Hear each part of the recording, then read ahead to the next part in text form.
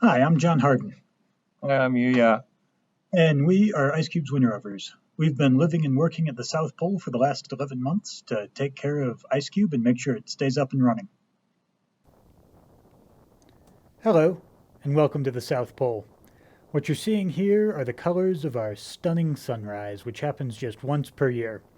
We're sorry we can't be with you live today, but due to how the satellite works, it is actually very difficult to stream consistently.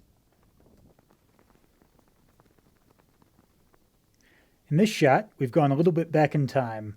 In the foreground, you can see the flags of the signatories to the Antarctic Treaty flapping in the wind, surrounding the ceremonial South Pole. The background, you can see the station, which we'll get to in just a minute. And even further back, you can see the moon, which looks a little bit yellow because the shot is so exposed, but it is the moon, I promise. You see here an aerial view of the station and surrounding area. The upper left is IceCube. To the right are our CMB telescopes, and there's the dark sector road leading out there, which crosses the skiway. Skiway is where the planes land. The station proper is at the end of that road. It's the E with 4 legs coming off of it.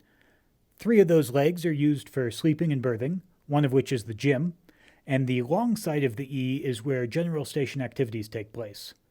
Off to the right, out of frame, is our clean air sector, and near the front of the frame is the backyard, as we call it, which we use for logistics, storage, whatever you can think of. It's the biggest freezer in the world.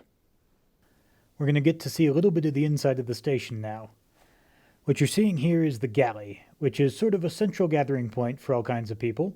And what you're seeing right now is actually Yuya and I getting ready to talk some stuff over and prep for our trip out to the ICL. The Galley is actually a wonderful place. The staff there serves us delicious food of huge variety, and there's always something to do and somebody to talk to there. In the summer, there are more than 150 people on station sometimes. In the winter, there are just 42. But the Galley always comes through and everybody gets a meal. And indeed, we even do special events for holidays and other things. It's actually really nice when you're down here and you're missing your family. Oh, and there are always cookies available, whenever you want. Which can be unfortunate. Sometimes they're a little bit too available. The Galley is ringed by windows, as you can see here, and anytime there's even a little bit of light outside, we have the covers off, and we can actually see the sun moving horizontally. It would move from the right to the left in this frame. When there isn't any light outside, we have aurora cameras up top of the station, and so we can't have any light spilling out onto the snow and interfering with that experiment, so we actually cover the windows. Other things in the Galley include this main table where we sit, and in the back you can see the Galley scroll, which tells us important things about the station. Right now it's telling us that the internet isn't currently up, but will be soon, and it can also tell us things like the temperature. And as you may have heard, it can get somewhat cold at the South Pole. We've decided what we want to do, and now it's time for us to gear up and get ready to head out for the day. To do that, we put on our ECW, or Extreme Cold Weather gear. You can see we've already started with the iconic Big Reds, and we're putting on our balaclavas and hats and gloves and boots in order to minimize the risk of cold injury. The temperatures you saw there are no joke. You can get frostnip on exposed skin in less than 5 minutes. So we have to make sure everything is covered, and it's covered and well insulated. One of the main reasons we go out and brave the cold here at the South Pole is to support our science, which goes on at our outbuildings. The science is divided into several sectors, first of which is the clean air sector. We also have the quiet sector and the dark sector. The clean air sector is used by NOAA, and it is upwind of our power plant. It has some of the cleanest and most well-mixed air on the continent and even the world. They can measure all sorts of contaminants, and they can even measure CO2 levels on the regular going back decades. The quiet sector minimizes vibrations, used to monitor seismic activity, and the dark sector includes IceCube and the Cosmic Microwave Background Telescopes, and we try to minimize radio wave interference. So let's head out and take a look at the dark sector. As we exit the station, we come through the so-called Hercules Door. All exits to the station use this heavily insulated door so that we're not wasting heat. We have a finite amount of fuel here at the South Pole, and we don't want to waste it. All of our electricity and heat down here comes from burning the jet fuel that we get called AN8. We go through several 100,000 gallons a year, most of which is dragged here in bags on what is called the Traverse. The Traverse is a 900-mile tractor pull from McMurdo all the way to South Pole Station. As we start our walk to the dark sector, you will see two kinds of snow. On the right is what we call groom snow, relatively packed down, nice to walk on. On the left is ungroomed snow, snow that the wind has been shaping for quite some time. And what forms in ungroomed snow are called sastrugi. Sastrugi form because the ice crystals that form this top layer we're walking on like to stick to each other, and when they do, they shape the wind that goes around them.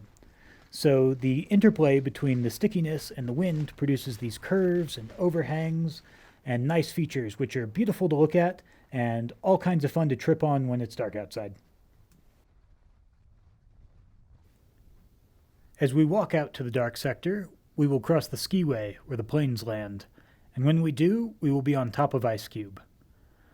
To give you a sense of scale of this detector, the ICL over on the left there sits in the middle of it, whereas the cosmic microwave background telescopes on the right are just about 2/3 of the way to the edge of the detector. All in all, the footprint is around a square kilometer. Now don't worry, we're not going to be hurting anything. There's a mile of ice between us and the top of the sensitive part of the detector. Below that, it extends for another halfway to the ground. And seeing as we're almost 2 miles up here, that's an incredible amount of ice. But up here on top of the ice, as we saw earlier, it can get quite cold. It isn't just the raw temperature making things cold, although, that contributes, but the wind. The wind can really be worse, because what it can do is it can find any crack in your ECW, get in, blow around, and just make stuff cold. Usually it's the cheeks or the bridge of your nose or the brow that this is a problem for, and it's especially a problem when you have to walk directly into it. But it's also a problem because it will pick up the top layer of snow, and it will really reduce the visibility. And when the sun already isn't shining, then this is an extra problem. Now, in this, we have to walk about 2/3 of a mile from the station to the ICL, and this can take anywhere from 10 minutes on groomed snow on a bright summer day to 20 to 25 if it's bad visibility and we're climbing over sastrugi in the dark winter. Typically, we have to do this 2 to 3 times a week for general maintenance, but sometimes we have to walk out on incredibly short notice or even in the middle of the night if something went wrong at the ICL and it needs to be fixed immediately. Usually, we're just bringing ourselves out there, although also our cameras, typically. But occasionally we have to bring a piece of hardware to or from for debugging or other sorts of fixing. If we have to do anything more substantial than that, which is pretty rare, we would like to use a vehicle, because if you have to carry anything heavy outside, you end up compressing your glove, which gets rid of the outer layer of insulation of air, which is a recipe to get cold fingers very, very quickly.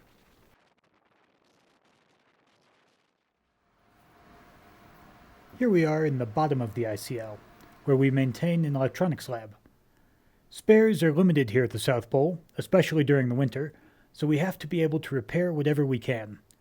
I'm sitting over there on the right, repairing a card that allows us to talk to the DOMs, whereas Yuya is over there on the left, repairing the power supplies to the DOM hubs, which are the computers that allow us to integrate all of the data from the DOMs. What we see here is the DOM itself. To give you some idea of it, it's about 1.5 feet in diameter. The entire lower half is used just to collect light. The upper half has some sensitive electronics that we use to both power the pixel and to determine if it's seen any light whatsoever. The cable that you see coming out of there is how it talks to the surface. Let's move upstairs to our control room. We maintain a room with a couple of workstations next to our main server room for when we need to do pure computing-based tasks, but we don't want to be near the noise of the servers themselves. On the left, you can see Yuya checking in with the terminal application, and we both have our live monitoring of the system up. The live monitoring makes sure nothing goes out of sorts with the network without us knowing about it, and if anything critical happens, it will page us so that we can fix it as soon as possible. And here we are in the server room. the beating heart of IceCube. What you see behind those red wires there are the DOM hubs. Each of the DOM hubs is responsible for one string of DOMs, and on each string of DOMs are 60 DOMs. So each DOM hub manages 60 DOMs. The DOMs communicate with the DOM hubs through these red wires, 15 of which are used for each string. We call them quads because each red wire manages the information of 4 DOMs. All of those DOMs go into the DOM hubs, which are all networked together, and importantly, they're all networked to our processing farm. And the processing farm is very important because it allows us to determine from moment to moment if anything interesting has happened. Now, if you're an IceCuber, the word interesting means if we've seen an astronomical neutrino, typically. We see about one of those per month. And when we do see them, our processing farm not only lets us know that they've happened, they let us know what energy they happened at and which direction they came from, down to about a degree.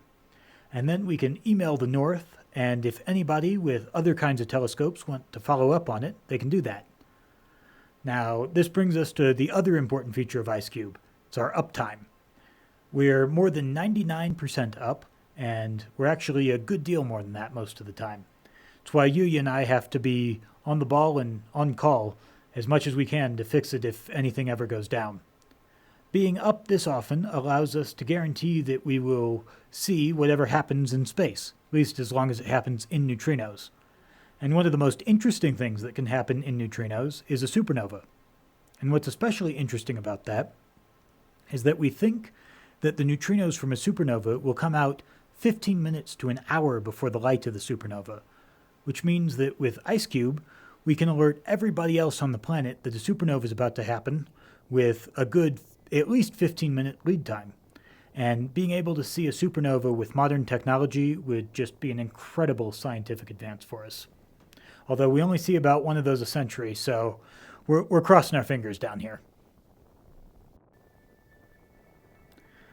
Well, that about wraps it up for today, but we wanted to thank you all for being here with us.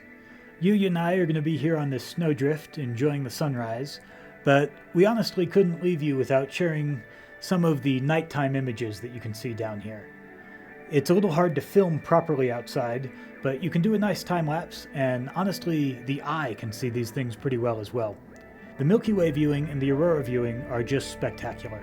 The first time we saw auroras, just after sunset, I called Yuya out onto the roof and we just spent some time staring at them.